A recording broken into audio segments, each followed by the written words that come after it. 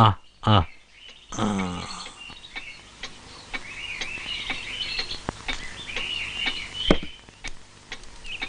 அம்மா கவலைப்படுறதுக்கு ஒண்ணுமே இல்லை. 3 நாளைக்கு மெடிசன் எழுதி கொடுக்குறேன், அது சாப்பிடுங்க. Nothing to worry.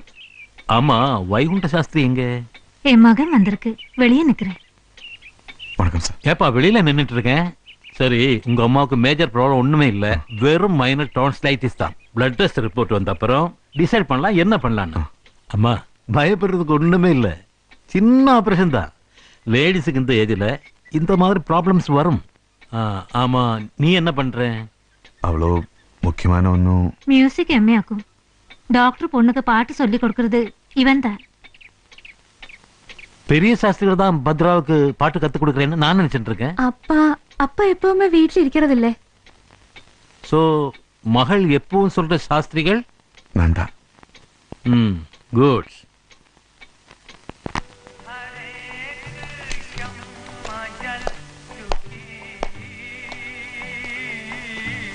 ഏയ്, എന്ത് പറ്റി ഇന്ന്? ആരാ നിന്റെ മോളെ പാട്ട് പഠിപ്പിക്കുന്നത്? നിന്റെ മോളോ? അതെന്ത് മുതലാ? മോളെ പാട്ട് പഠിപ്പിക്കുന്ന ആരാന്ന് പറഞ്ഞത്? ശാസ്ത്രികൾ. ഓ, എത്രയാ ശാസ്ത്രിയുടെ പ്രായം? പഴയ കളിക്കൂട്ടുകാരനല്ലേ, പ്രായം ഞാൻ പറഞ്ഞായിരുന്നോ? അയാൾക്ക് 30 അടുക്കും. വൈകുണ്ഠ ശാസ്ത്രിയുടെ നല്ല പേര് രാമാനുജ ശാസ്ത്രികൾ. കാണാൻ സുന്ദരൻ. വെളുപ്പിനെ എഴുന്നേറ്റ് കുളിക്കുന്നു, പൂച്ചൂടുന്നു, ദാവണി ചുറ്റുന്നു, നോൺ വെജ് കട്ട്. മോൾക്ക് എന്തിന്റെ അസുഖമായിരുന്നെന്ന് അമ്മ അറിയണമായിരുന്നു. എനിക്ക് കുറച്ച് ബുദ്ധിക്കുറവുണ്ട്, അത് കൂടുതലുള്ള നിങ്ങൾക്ക് മനസ്സിലായില്ലേ? ഇതേവരെ മോൾ ഒന്നും ഒളിച്ചു വെക്കാറില്ല. നമ്മൾ തമ്മിൽ ഉണ്ടായിരുന്ന ബന്ധം നീ വീട്ടിൽ പറഞ്ഞിരുന്നോ? ഓ, ഞാൻ വരുമ്പോ കൊണ്ടുവന്ന മോളൊന്നും അല്ല. മുള്ളിന്റെ മൂട്ടില് മുള്ളേ ഉണ്ടാവുമെന്ന് പറയാനാണെങ്കിലേ രണ്ടുപേരുടെയും കുറ്റം കൊണ്ട് തന്നെയാ. ഞാൻ അവളോട് തഞ്ചത്തിലൊന്ന് ചോദിക്കാം.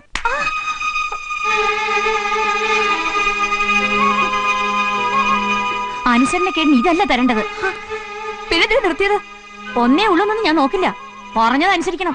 എനിക്ക് പാട്ട് പഠിക്കണം. ഞാൻ സ്കൂളിൽ പോയി പാട്ട് പഠിക്കാനും പോകും. ഇല്ല, കച്ചേരി പാടി നടക്കാനല്ല നിന്നെ വളർത്തുന്നത്.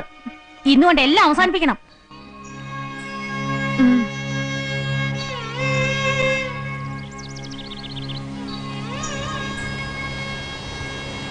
ഭദ്ര വീട്ടിൽ പോ. ഇല്ല, നേരെ ഒരുപാടായി, നീ ചെല്ല്. ഞാൻ ചോദിച്ചതിന് എന്താ ഉത്തരം തരാത്തത്? ഭദ്രെ, എനിക്ക് നിന്നെ ഇഷ്ടമാണ്, അതുകൊണ്ട് മാത്രം. മതി, ഇത് കേട്ടാ മതി. അച്ഛനോട് പറയാനുള്ള ധൈര്യമായി. അച്ഛന് നമ്മളെ മനസ്സിലാവും. എന്നെക്കുറിച്ച് ഭദ്രയ്ക്ക് ഇനി മനസ്സിലായിട്ടില്ല തോന്നുന്നു. ചിറകറ്റുപോയ പക്ഷിയുടെ അവസ്ഥ അറിയോ? എത്ര മോഹിച്ചാലും അതിന് പറക്കാനാവില്ല. എന്താ, ഞാനത്തെ സ്നേഹിക്കുന്നുണ്ടോ? നേരെ പറയാവോ? എന്നോട് ഈ ചോദ്യം ആരും ഇതേവരെ ചോദിച്ചിട്ടില്ല.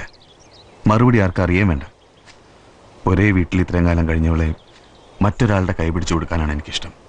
ഇത് മാത്രം അറിഞ്ഞാൽ മതി. ഇപ്പൊ എന്റെ കൂടെ വരാമെങ്കിൽ ഇന്ന് തന്നെ പറയാം. എന്തിനാ ഭദ്ര ഇങ്ങനെ കുട്ടികളെ പോലെ വാശി പിടിക്കുന്നത്? എല്ലാറ്റിനും ഒരു ആലോചനമാണ്. എന്തോ മനസ്സ് പേടിക്കുന്നു. ഇന്നലെ വരെ അനുഭവിക്കാത്തൊരു ഭയം. അതിനിപ്പോ എന്താ ഉണ്ടായേ? ശാസ്ത്രികൾ എന്റെ അച്ഛനെ കണ്ടുവെന്ന് പറഞ്ഞില്ലേ? ഇന്നലെ എന്നോട് പാട്ട് പഠിക്കാൻ പോണ്ടെന്ന് പറഞ്ഞു. അതിലെന്തോ ഒരു പന്തിയേട്. മോഹിച്ചത് കൈവിട്ടു പോയാലോ? അച്ഛന്റെ അമ്മയുടെയും മുമ്പിൽ കളവ് ചെയ്തവളെ പോലെ നിൽക്കാൻ വയ്യ. ഒരു പെണ്ണ് സ്നേഹം ചോദിച്ചു വാങ്ങുന്നതിന്റെ നാണക്കേട് അറിയാഞ്ഞിട്ടല്ല. ഭദ്രേ, വർഷങ്ങളായിട്ട് ഞാൻ പാടുന്നുണ്ട്. അത് കേട്ട് തലയായിട്ട് താളം പിടിക്കുകയും ചെയ്യുന്ന സ്ഥിരമുഖങ്ങൾ കണ്ടു മടുത്തു. സംഗീതത്തെക്കുറിച്ച് കൂടുതൽ അന്വേഷിക്കാൻ പ്രേരിപ്പിച്ച് ഭദ്രയുടെ ചോദ്യങ്ങളാണ്. അത് ഭദ്രയുടെ കവിതകൾക്ക് പ്രചോദനമായെങ്കിൽ അങ്ങനെ ഒരു അടുപ്പം ഇഷ്ടപ്പെടാത്തവരാരുണ്ട്? അതിനപ്പുറം ഒന്നും എനിക്ക് ആഗ്രഹിച്ചുകൂടാ. ഒരു തരം രോഗമാണിത്, സ്വയം സൃഷ്ടിക്കുന്ന ഷെല്ലിൽ ഒളിക്കാനുള്ളൊരു വാസന. തനിക്കിങ്ങനൊരു മോഹം ഉണ്ടാവാൻ ഞാൻ കൂട്ടുവെക്കാൻ പാടില്ലായിരുന്നു. പറയുന്ന ആൾക്ക് മോഹമില്ലേ? ഞാൻ വീട്ടിൽ പറയും.